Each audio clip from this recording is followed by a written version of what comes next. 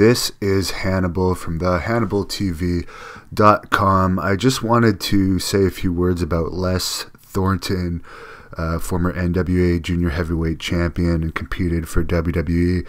Most of you are probably going to remember him from his WWE days as he was Dynamite Kid's partner in the famous match where Dynamite Kid broke Mick Foley's jaw when Mick Foley was just an enhancement talent. Thornton and Dynamite Kid were good friends dating back to their Stampede wrestling days.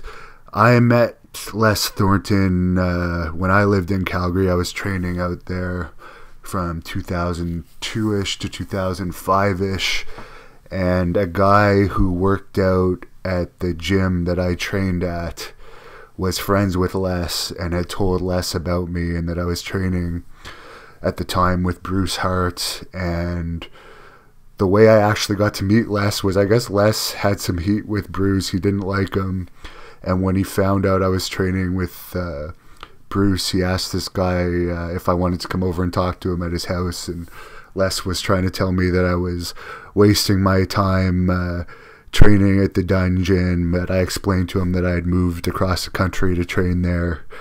But I appreciated his input. But after that, I continued to stop in at Les's house periodically, where he would tell me lots of stories, show me some of the shoot holds that he had learned over the years, because he's one of the wrestlers that would take on challengers from the crowd, and he was a tough guy.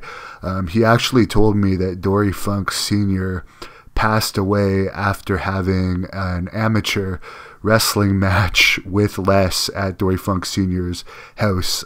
He died of a heart attack, but that heart attack actually happened shortly after they had an impromptu amateur wrestling match at his house. And at one point, he was, when he was doing the enhancement stuff for WWE and working randomly for WWE, he was actually training some WWE wrestlers in Calgary at the time. They sent some guys to him, like I think Outback Jack was one of them, and Ted Arcidi. Nothing really, those guys didn't end up having long runs, but they thought enough of Les that they would send those guys to him, and there were some more that I don't remember offhand. At one point, he almost refereed one of my Stampede wrestling matches at a show I was promoting for the Hearts. He had agreed to it, and then at the last minute he pulled out because I guess that heat just bothered him too much. I think he wrestled for about 35 years. He worked at a hospital after. He had a pension, from what I understand. He still worked out. He was in great shape the whole time I knew him, and he was fairly up there in age. By then, he was still doing the stack of cards workouts, and he had a home gym that he did daily. And one of the nicest things he ever did to me was in 2004. He called WWE and got me my first 2 tryout bookings in Kelowna, BC for the SmackDown and Raw in Calgary.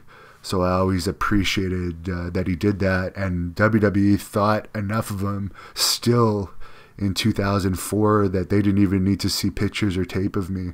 They brought me in just on his word. So that's how much respect he had in the business. So I really liked him, and I'm sorry to hear that he passed away, but he did die peacefully in his sleep, from what I understand, at 84 years old. So he lived a great life, and he was a great guy. So thank you very much for everything you did for me, Les.